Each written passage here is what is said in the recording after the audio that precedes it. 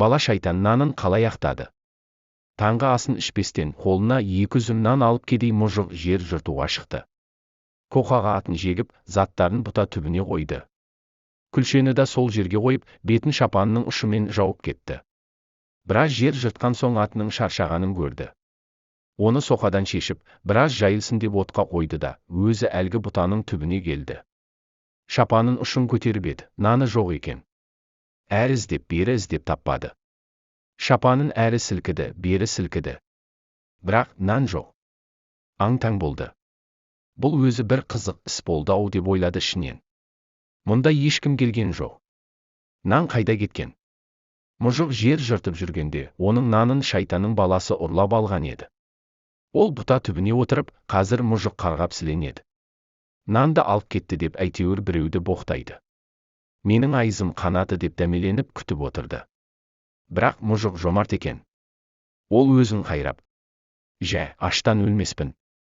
Мүмкін қарны ашқан бір мүсәпір амалдың жоғынан алған шығар. Ендеше ас болсын дейміз.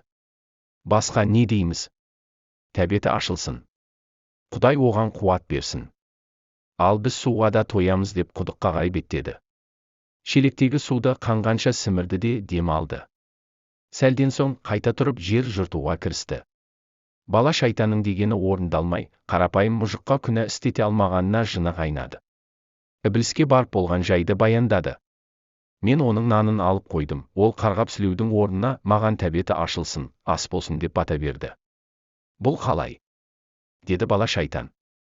Ібліс аузынан заһарын шашып ашуланып. Мұжық азғырғаныңа көнбей, саған үстемдік көрсетіпті. Демек сен әлсісің. Осы бетімен кете берсең барлық адам біздің азғыруымызға көнбейді. Онда бізге өмір сүрудің не қажеті бар? Мұны бұлай қалдыруға болмайды. Сен қайтадан барасың да ана мұжықты азғырасың. Сөйтіп наныңды ақтап аласың. 3 жыл ішінде ол мұжықты жеңе алмасаң, біз сені өлтіреміз. Түсіндің бе? Бар жоғал, деді. Бала шайтан қорқып кетіп, жер бетіне жүгіріп келді. Мұжықты азғыруды амалын ойлай бастады. Әрі-бері теңселіп жүрді де, бір кезде тапқандай болды. Сөйтіп жас жігіттің бейнесіне еніп, мұжықтың қарамағына жұмысшы болып жалданды. Ол келе сала мұжыққа егін егудің сырларын үйрете бастады. Қуаңшылық жылы саз жерге бидай екті. Сол жылы мол өнім алып, мұжық байлыққа батып қалды. Ал көрші дихандардың еккен егіні ыстық күннің астында қурап тұрды. Бұл жылы өнімді көп алған соң мұжық тағы да жас жігіттің кеңесіне құлақ түрді. Жас жігіт жымиып қойды да. Биыл жауын көп болатын сияқты. Егінді қырға ек, деп кеңес берді. Айтқандай сол жылы жаңбыр мол, ылғал көп болды. Сазға еккен жұрттың бидайы артық ылғалдан көгеріп шіріп рәсуа болды. Ал мұжықтың адырға еккен бидайы тағы да бітік шықты. Оның қамбасы толып, бидайы сыртқа төгіліп жатты. Енді артық бидайды не істерін білмеді. Жас жігіт оған артық бидайды ашытып, одан сыра, арақ жасауды үйретті. Осыдан кейін мұжықтың үйі көпшілік жиналатын шарапханаға айналды. Жұрттың бәрі соның үйіне жиналып арақ, сыра ішетін болды. Осы кезде ғана жас жігіт бетпердесін шешіп, бала шайтанға айналды да масаттанып қуанды. Өз жетістігін жеткізу үшін асыға басып, баяғы басшы шайтанға жүгірді. Оған өзінің баяғы 2 үзім нанын қалай ақтағанын баяндады. Ібліс бәрін өзі барып көрмек болды. Олар мұжықтың үйіне келсе, өңкей тұрмысы жақсы, байлар жиналып арақ ішіп отыр екен. Мұжықтың әйелі қонақтарға арақ тасып жатып, сүрініп құлап кетеді. Стақандағы арағын төгіп алды.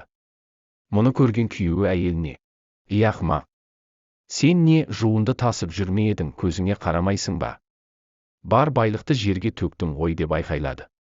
Бала шайтан іблістің шынтағынан түртіп қалып: «Қара, бұрын ол 2 үзім нанның өзін садақа дейтін.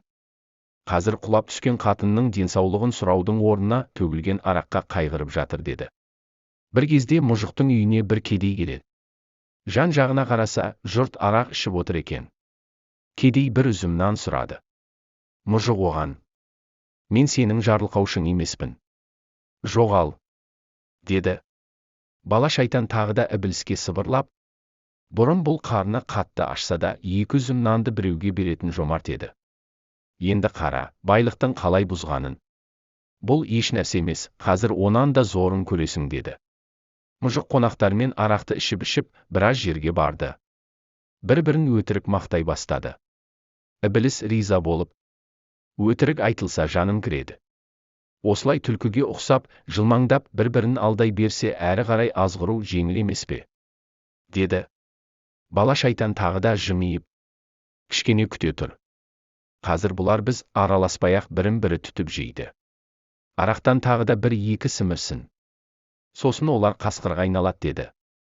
Айтқандай бәрі тағы бір стақаннан арақ ішіп еді, дауыстары зорая бастады. Бұрынғы әдемі, жұмсақ сөздердің орнын енді боқтық һәм дөрекі сөздер басты. Арты ерегіске ұласты. Бір-бірінің жағасына жармасып төбелесе бастады. Қонақтарын ажыратпақ болған мұжықтың өзінде сабап тастады.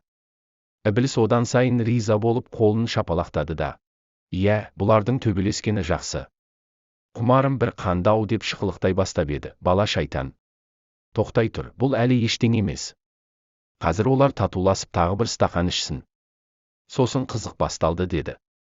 Үйдегілер төбелесті тоқтатып, дастарханға отырып татуласқандай болды.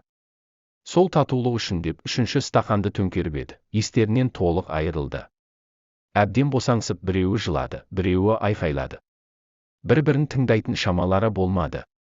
Содан сүрініп қабынып сыртқа шықты. Далада батпақ екен. Әбден масайған қонақтар орында тұра алмай, аунай бастады. Мұжықта батпаққа аяғы тайып, тұмсығымен шалшық суға былш ете қалды. Үсті басының бәрі былғанып ақырында шошқаға ұқсап қорсылдап жатты. Ібілістің көздері жайнап, адамның адамдықтан азғаны осы емес пе? Осы ғой бізге керегі деді. Бала шайтан. Мұнымен әлі біткен жоқ. Қазір мыналар былғанып, есін білмей үйіне барады. Ұрыс төбелес үйде жалғасады. Түнімен өксіген әйелдің, жылаған баланың даусын естіп шығамыз. Үйдің берекесімен несібесін, Құдайдың оларға берген нығметтерін осылай жоғалтамыз деді. Жақсы ішкілік ойлап тауыпсың. Бұрынғы қателігіңді жудың. Ішкілікті қалай жасағаныңды айтып берші. Сен бидайдың суына түлкінің қанын қостың-ау деймін. Басында түлкі сияқты қутыңдап отырды. Кейін қасқырдың қанын араластырғансың. Содан болар қасқыр сияқты ырылдаса бастады. Соңында доңыз қаны қосылған. Шошқа сияқты батпақта аунап жатқанынан бірден білдім. Жоқ деді бала шайтан. Мен олай істеген жоқпын. Менің бар істегенім әрекетім оған көп өнім алуына көмектестім. Ал әлгі аңдардың қаны адам баласының бәрінің ішінде бар. Нан тауып жеу қиын болған кезде ол білінбейді. Алғаш оның нанын алғанымда ол қызғанған жоқ. Ал байлық біткен соң жүрегінде құштарлық пен іштарлық оты лаулады. Ол кедейге жәрдемдесудің орнына артық ақшасымен көңіл көтеруді ойлап тұрды. Сосын оған арақ ішіп көңіл көтеруді үйреттім.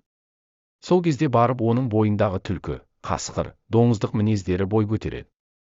Енді бұдан былай тек ішкілік ішіп жүрсе болды, хайуани мінезі оянып шыға келеді. Сол кезде барып, Ібіліс бала шайтанды әбден мақтап, оның басында жіберген күнәларын кешіп, оны қарамағындағыларға бастық етіп қояды.